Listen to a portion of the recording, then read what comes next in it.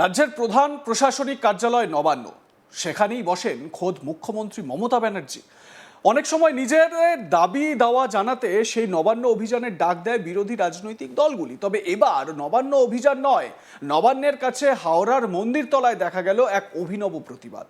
Civil defence ও disaster ম্যানেজমেন্টের অস্থায়ী কর্মীদের অভিনব প্রতিবাদ দেখা গেল ওই জায়গায়। খালি গায়ে থালা হাতে অবস্থান বিক্ষোভ করেন তারা। আন্দোলনকে সমর্থন জানিয়ে অবস্থান মঞ্চে যোগ দেন প্রদেশ কংগ্রেস সভাপতি শুভঙ্কর সরকার ও সাধারণ সম্পাদক আশুতোষ চ্যাটার্জি। একবার আপনাদের এই অভিনব প্রতিবাদটা দেখাই, একবার কিভাবে খালি গায়ে থালা বাজিয়ে এই প্রতিবাদ কর্মসূচি চলছে দেখুন।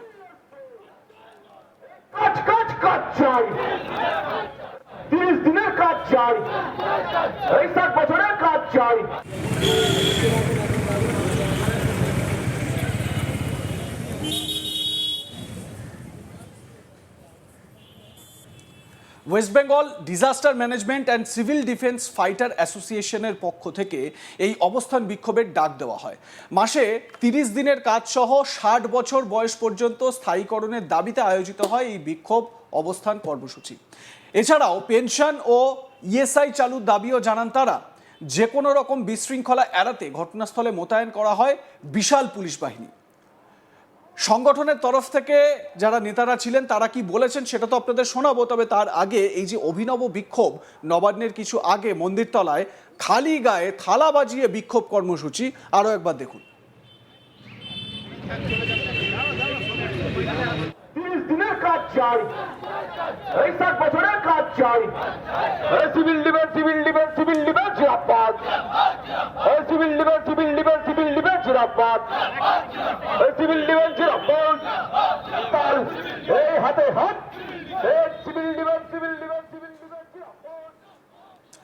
প্রসেনজিৎ বসাক সংগঠনের রাজ্য সম্পাদক, তিনি কি বলছেন শুনুন।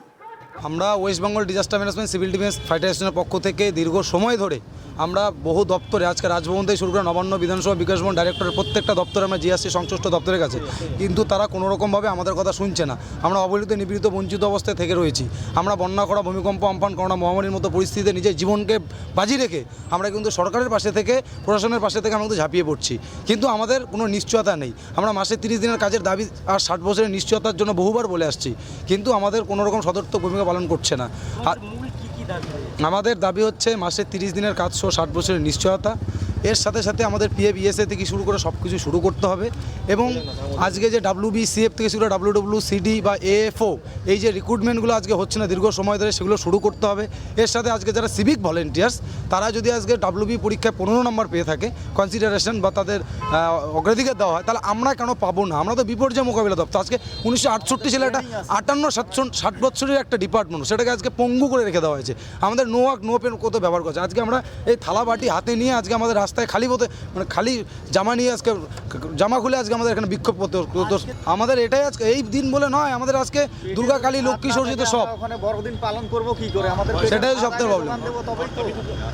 তো আমরা বলেছি বারবার, এই সরকারকে বারবার জানিয়ে আসছি, কেন্দ্র সরকারকে জানিয়ে আসছি, রাজ্যের বিরোধী দলনা থেকে শুরু করে আমাদের যে ডাইরেক্টর অফিস রয়েছে বা আমাদের সংশ্লিষ্ট দপ্তরে যে বিভিন্ন সেক্রেটারি মহল রয়েছে, নবান্নের 14 তলা আমাদের প্রতিনিধিরা বারবার গিয়েছে, কালীঘাটে মুখ্যমন্ত্রীর সঙ্গে সাক্ষাৎ হয়েছে, জাভেদ খানের সাথে গিয়েছে, বাট আমরা আজও বঞ্চিত, লাঞ্ছিত, অবহেলিত অবস্থা রয়েছি।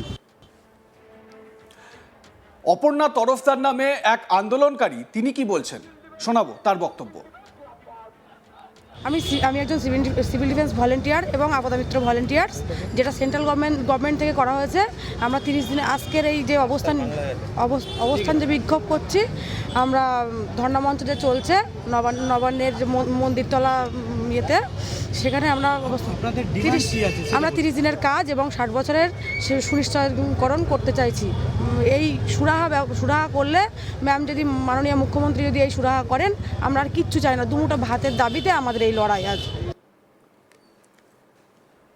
প্রদেশ কংগ্রেস সভাপতি শুভঙ্কর সরকার বলেন, এদের দাবি বিবেচনা করে আলোচনায় বসার জন্য মুখ্যমন্ত্রীকে খোলা চিঠি পাঠানো হবে। প্রদেশ কংগ্রেস সভাপতি শুভঙ্কর সরকারের কি দাবি শুনুন। सरकार को उसका ऊपर ध्यान देना चाहिए, सरकार को इनका साथ बैठना चाहिए, क्यों इनका जो मांग है ये लेजिटिमेट उनका डिमांड है। ये डिमांड का साथ सरकार को सहमत होना चाहिए। हर रोज़ काम चाहिए, ये कोई गलत उनका डिमांड नहीं है। ESIPF और पेंशन प्रोविडेंट फंड, इसके लिए कोई मांग, ये तो लेजिटिमेट मांग है। मैं सोचता हूँ इनका जो डिमांड है उसको लेके सरकार को बैठना चाहिए। और बड़ो दिन आज 25 दिसंबर, जो आज का दिन में क्रिसमस में ऐसा कोई धरना प्रदर्शन कर रहा है। आज दूसरी तरफ 2 दिन 22 तारीख से ये लोग बैठा है। सरकार को इतना दिन में इनका साथ बैठना चाहिए था। और ये जो हड़ताल इनका साथ जो ये नाका बैठा हुआ है, इनका साथ बात करके इसको ये धरना से इनको मुक्त करना चाहिए। इन लोगों को तो बुला के एक बार बात करना चाहिए था। एकदम करना चाहिए। मैं भी अपील करता हूँ सरकार का साथ। देखिए, इनका जो मांग है वो लेके सरकार बात करे और इनका जो प्रॉब्लम है वो सॉल्व करे।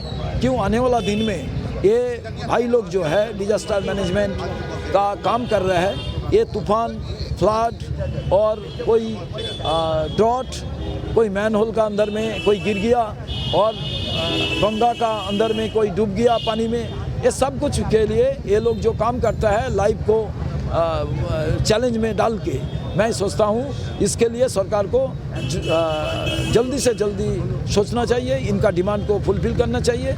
और आने वाला दिन में ऐसा कोई नेचुरल कैलामिटी में इनका सहयोग जरूरी है। सरकार भी इसमें सोचेंगे और ध्यान देगा, ये मेरा उम्मीद है। दादा, ये ठंड के समय में इस तरह से खुला प्रदर्शन हो सकता है, लेकिन सरकार अभी तक कुछ नहीं कर रही।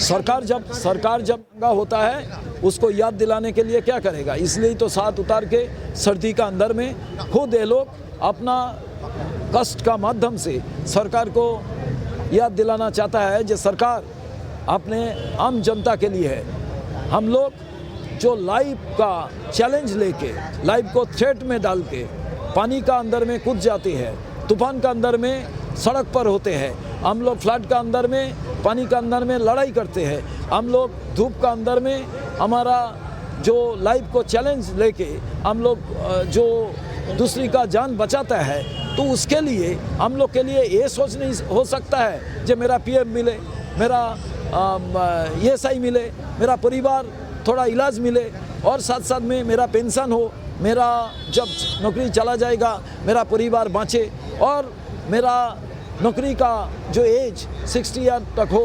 ये सरकार को तो सोचना चाहिए, उनका साथ बैठना चाहिए। एक सरकार का क्या काम है, ये लोग ही तो सरकार बनाए, इनका वोट में ही तो सरकार बने।